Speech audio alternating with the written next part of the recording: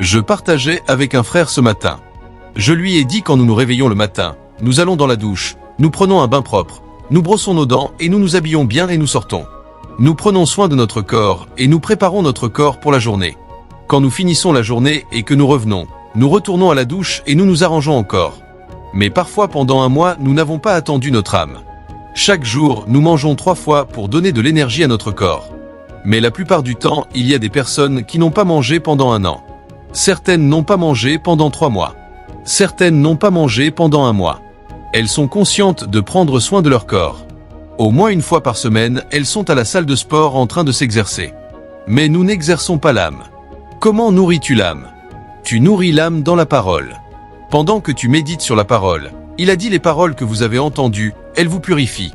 C'est Jean 15, verset 3. La parole lave ton âme des dettes que tu contractes dans ce monde. Mais nous sommes conscients du corps, pas de l'âme. Tu nourris ton corps 3 fois par jour, mais tu oublies de nourrir ton âme. Quand est-ce la dernière fois que tu t'es assis dans la présence de Dieu pour que la gloire descende sur toi? Parce que tu as été créé pour vivre dans la présence de Dieu. Et ce que ton âme nourrit, c'est la présence. Si ton âme ne mange pas de la substance de la présence, ton âme deviendra malade et elle mourra. Mais nous nourrissons le corps sans nourrir l'esprit. Tout cela s'appelle la convoitise. Nous poursuivons d'autres choses en dehors de Dieu. Et donc ce sont des opérations démoniaques sombres tissées dans notre âme pour nous garder dans un seul endroit, afin que nous ne suivions pas le rythme avec Dieu. Et donc quand nous parlons de nouvelles dimensions, c'est nécessaire parce que tu as besoin de sortir de l'obscurité de ce monde. Il y a une obscurité. La Bible a dit dans Ésaïe 60 verset 2, il a dit l'obscurité couvrira la terre. Et il a dit une épaisse obscurité les peuples. Il a dit, mais toi lève-toi, brille parce que ta lumière est venue. Donc si tu ne t'élèves pas au-dessus de l'obscurité, l'énergie qui piège les gens dans un endroit où ils ne peuvent pas entrer en contact avec Dieu te gardera là. Et donc le voyage dans une nouvelle dimension est nécessaire parce que tu as besoin de t'élever. Et la façon dont tu t'élèves, c'est dans la présence.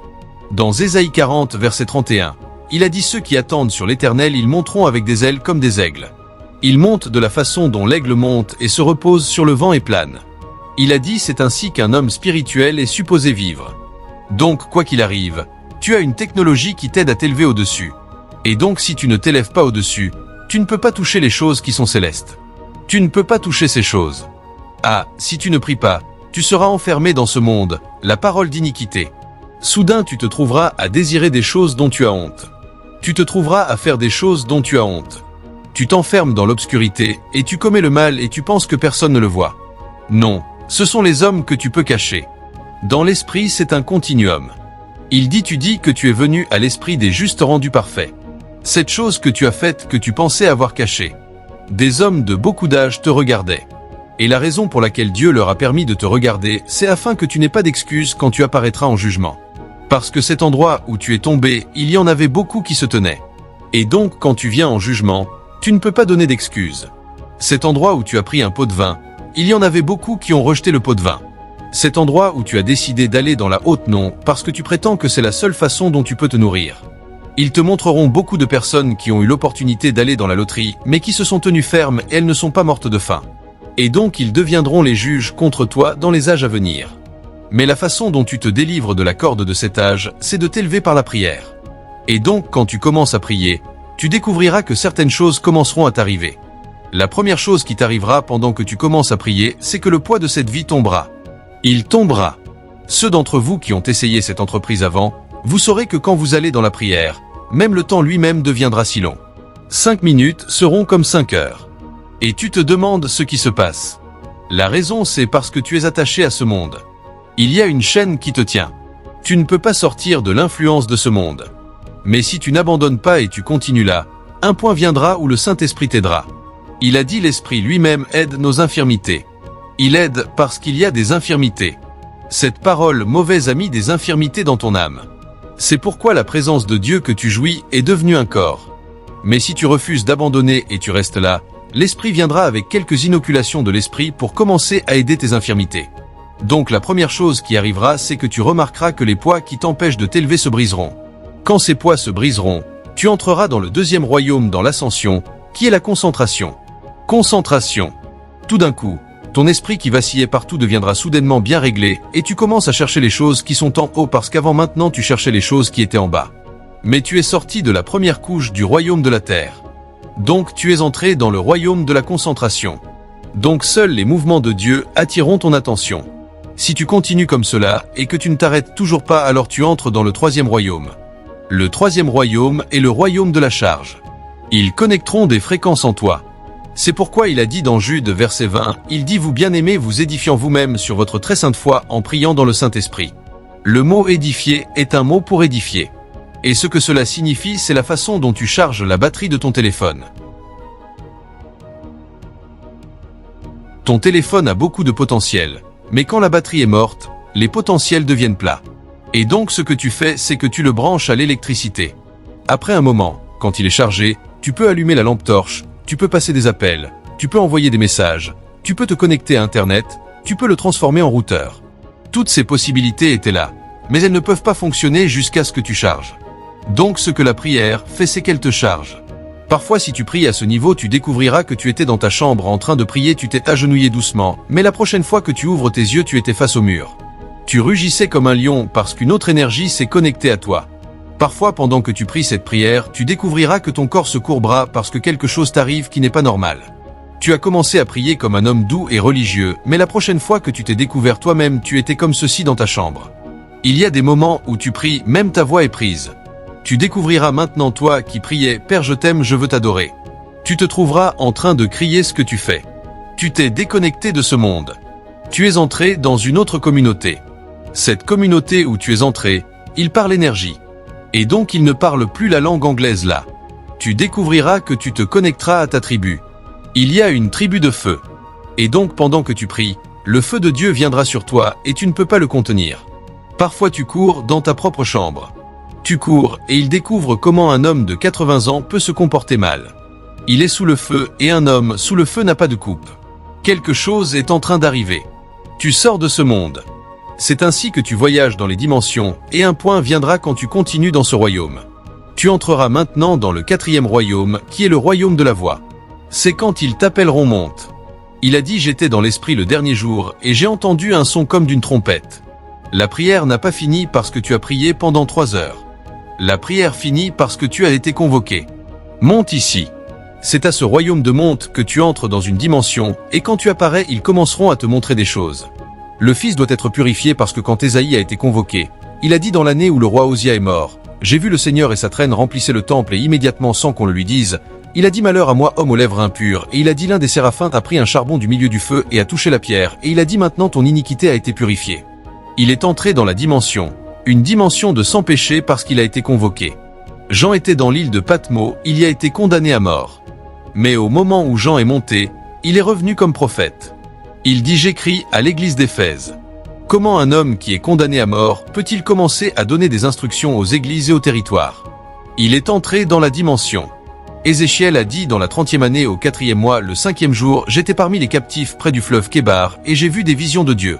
Un homme qui était prisonnier soudain a été convoqué pendant qu'il voyageait.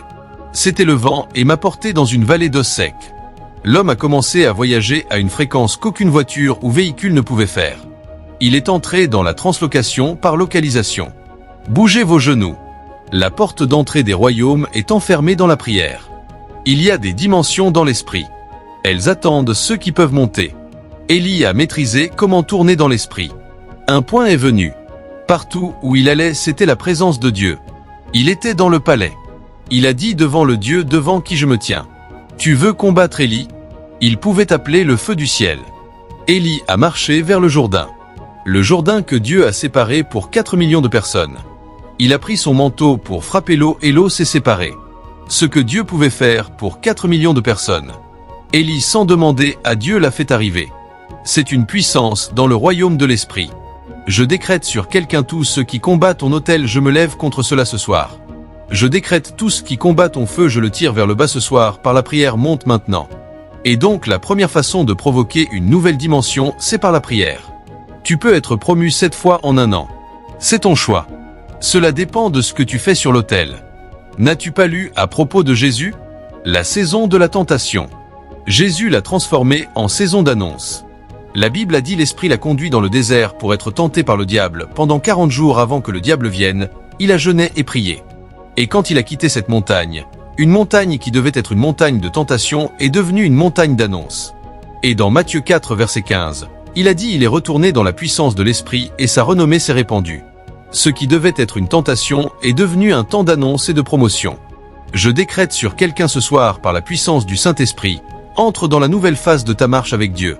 Élie est venu chez une veuve qui n'avait rien. Tout ce qui lui restait c'était une poignée d'orge pour préparer à manger et mourir avec son enfant. Et Élie l'a regardé au verset 4. Il dit, aussi sûrement que le Seigneur vit, c'est la parole du Seigneur. Il a dit, la farine ne finira pas. Elle ne finira pas jusqu'au jour où le Seigneur enverra la pluie.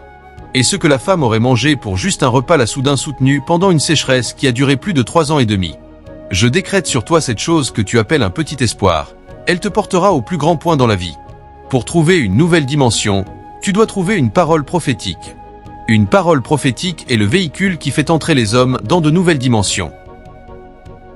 Même pendant que tu m'écoutes maintenant, la parole du Seigneur entrera dans ton esprit, et elle te déplacera de ta vallée d'os secs à ta grande armée très nombreuse. Ils t'ont dit que tu ne te marieras jamais d'ici l'année prochaine, tu seras dans la maison de ton mari. Ils t'ont dit que la maladie te tuera. Je suis venu avec un verdict supérieur au verdict du docteur. Tu ne mourras pas mais tu vivras pour proclamer la parole du Seigneur. Ce ne sont pas des histoires. Il y a 4 jours, j'étais à Goku. J'ai décrété qu'une tumeur a disparu de la jambe d'une femme. Quelque chose qui nécessite une radiothérapie. Mais la parole de Dieu est une radiothérapie supérieure. Il dit ma parole n'est-elle pas comme un marteau qui brise le rocher. Toute condition parlée dans ta vie, le marteau de la parole vient contre elle ce soir et je commande qu'elle se brise. Tu veux prier dans le Saint-Esprit pendant 1 minute. Je pourrais. Sous l'onction. Il y a un feu. Il y a une grâce. Il y a une onction qui vient sur toi maintenant, mais un siège et je décrète entre dans cette onction personne qui m'entend maintenant que ce soit sur place ou en ligne, n'est permis de rester le même cette porte qui a frappé contre toi, pendant de nombreuses années tu as combattu contre elle, je viens par l'esprit, et je commande à la porte de se disperser le diable l'a utilisé pour te narguer non. C'est ainsi qu'ils ont arrêté ton grand-père. C'est ainsi qu'ils ont arrêté ton père. Tu es venu pour les arrêter. Je décrète par le Saint-Esprit. Maintenant, toute force qui est devenue une forteresse dans ta maison, je la disperse maintenant. Chaque jeune fille ici, la société t'a pressurisé. Les démons t'ont pressurisé. Les hommes ont fait de toi une folle. Je décrète maintenant la gloire qui était sur Esther. Elle repose sur toi maintenant. Sois désiré par des rois. S'il te plaît, asseyez-vous. Quelque chose va changer dans ta vie ce soir. La 3e façon d'entrer dans une nouvelle dimension, c'est par le don. Je vous dis des principes qui sont éternels. Je sais que des criminels ont utilisé l'autel pour manipuler les gens. Je sais qu'ils ont fait un gâchis de ce principe, mais que certaines personnes aient gâché une réalité ne fait pas de cette réalité un gâchis. Entends ceci. La façon dont tu déplaces ta possibilité, c'est en la tradant sur l'autel. Abraham avait une parole prophétique de Dieu. Genèse 12 du verset 1 à 3. Sors de ton pays. Sors de ta parenté. Sors de la maison de ton père. Je ferai de toi une grande nation. En bénédiction, je te bénirai. L'homme n'était pas béni jusqu'à Genèse 22 verset 5. Après que Dieu lui ait commandé de garder Isaac sur l'autel, Abraham ne l'a pas appelé un don. Il l'a appelé un culte. Il a dit à ses hommes, « Je vais là-bas adorer Dieu. » Et quand Abraham a offert Isaac, la Bible a dit Dieu l'a appelé et a dit « N'étends pas ta main sur le jeune garçon. » Cela signifie que Dieu ne te prend pas ce que tu donnes. C'est une excuse pour te bénir. Pas parce qu'en Christ tu n'es pas béni, mais c'est aider ta foi à recevoir la bénédiction qui est déjà disponible, et Dieu a juré par lui-même, parce qu'il n'y avait personne de plus grand que lui pour jurer. Cela signifie que s'il y avait quelque chose de plus grand que Dieu, il l'aurait utilisé pour jurer, afin de te montrer le niveau d'engagement pour faire Abraham, et Dieu a juré que c'était quand cette promesse a été validée. Et dans Genèse 22 verset 1, la Bible a dit Dieu a béni Abraham en toutes choses. C'est une progression. Dieu lui-même a parlé.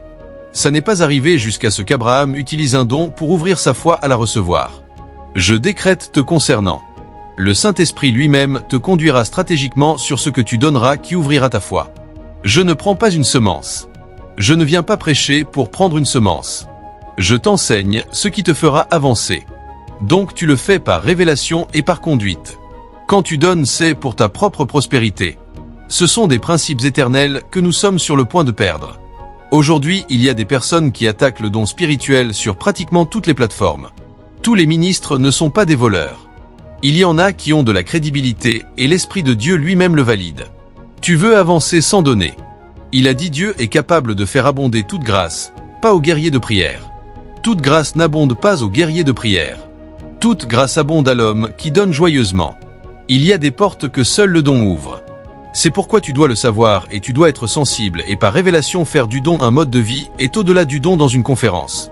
Dans 1 Roi 3 verset 4 et septembre 2012 la Bible a dit Salomon est allé donner sur le haut lieu, là il a donné 1000 offrandes brûlées, immédiatement Dieu est apparu à lui cette nuit et lui a dit demande-moi ce que je te donnerai. Pendant que d'autres tourmentent Dieu Seigneur aide-moi. Dieu demande à d'autres personnes, que veux-tu? Ce n'est pas pour les intercesseurs. C'est pour le don. Je peux te dire que le cadran le plus pauvre de l'Église, ce sont les intercesseurs, parce qu'ils prient, ils ne donnent jamais. Ils ont une grande récompense au ciel, mais sur terre ils ne jouiront d'aucune promotion. Donc soutiens ta prière avec le don. Il a dit Corneille a prié et a donné. Cette puissance, c'est ce qui ouvre toute grâce à un homme. Ton don à Dieu, ton don à ses prophètes, ton don aux pauvres. Chaque avenue pour donner, donne et donne continuellement. Acte 10 verset 1, un homme qui n'était pas parti du Commonwealth d'Israël. La façon dont la porte du salut s'est ouverte aux gentils, c'était par le don. Jésus est venu, Jésus est mort, Jésus est monté. Les gentils ne pouvaient pas recevoir le salut jusqu'à ce qu'un homme de la bande italienne comprenne un mystère. Il a dit, il a donné des aumônes et a prié, et les dons de cet homme, la Bible a dit, sont montés au ciel comme un mémorial. Donc c'était son don qui a rappelé à Dieu d'ouvrir la porte du salut aux gentils. Un ange lui est apparu et a dit, va dire à l'homme appelé Simon-Pierre de venir te dire la parole de cette vie. Et Simon viendra à l'instant du don d'un homme. Il y a des portes qui ne s'ouvriront pas pour toi jusqu'à ce que tu donnes. Ce n'est pas quelque chose que tu fais une fois de temps en temps. 2 Corinthiens 9 du verset 8 à 9, la Bible a dit quelque chose d'incroyable. Vois la façon dont Dieu nous mandate dans le Nouveau Testament à donner. 2 Corinthiens 8. Je veux que tu le projettes. Il a dit, et Dieu est capable de faire abonder toute grâce afin que vous ayant toujours toute suffisance en toute chose, vous abondiez en toute bonne œuvre. C'est presque comme un touche-à-tout qui est maître de tout toujours. Toute chose dans toute bonne chose, toute suffisance, tout parce que toute grâce était à l'œuvre ici. Et ce qui a provoqué ce genre de grâce, c'est au verset 7. Il dit Dieu aime un donneur joyeux. Pas en donnant par nécessité. Pas en donnant parce que l'Église a un besoin. Donner parce que donner est ton mode de vie. C'est ce qui te fait jouir continuellement, progressivement, sans arrêt de la promotion. Il y a des personnes que tu ne peux pas retenir de nouveaux royaumes parce que leur don ouvre leur cœur pour recevoir tout le temps. Ton don n'est pas toi qui donne à Dieu. C'est toi qui ouvres ta foi pour recevoir, parce que ce que tu ne peux pas donner, tu ne pourras peut-être jamais le recevoir. L'Église est silencieuse. Quand tu parles de don, tout le monde devient quelqu'un. Nous en parlerons parce que nous prêchons tout le conseil de Dieu. La troisième chose qui engendre une nouvelle dimension s'appelle le don. Va voir les nations leaders du monde. Elles font du don leur hobby, c'est une partie de leur plan. Leur plan annuel, c'est l'allocation budgétaire à d'autres nations. Comment peuvent-elles manquer ? Tu veux aller de gloire en gloire. Le don doit être ton mode de vie. En fait, la façon dont Dieu juge ton cœur, c'est par ton don. Il a dit où est le trésor d'un homme, là est son cœur. La façon dont Dieu vérifie ton honneur, c'est par ton don. Il dit, honore l'Éternel avec ta substance. Donc quand Dieu veut lire le cœur d'un homme, il lit son profil de don. C'est ainsi que nous sommes envoyés. Il y a beaucoup de prédicateurs pauvres. Ils prêchent le don. Ils prennent tout l'argent, ils ne donnent jamais. C'est pourquoi ils ne vont nulle part. Ce n'est pas quelque chose pour les membres. C'est pour tous les croyants. Toi qui le prêches, tu donnes plus. C'est un signe que tu le connais plus. Les prédicateurs viendront et parleront de semences prophétiques, parleront de donner leur propre n'est jamais là. Va vérifier le compte de l'Église. Ils ne font que retirer, et tu ne sauras pas pourquoi ils ne bougent pas. Je décrète sur toi ce soir la grâce de donner repose sur toi, et ton don produira des résultats. Finalement, la façon dont Dieu orchestre les nouvelles dimensions, c'est en t'envoyant un homme. Il a dit, il a envoyé un homme devant eux.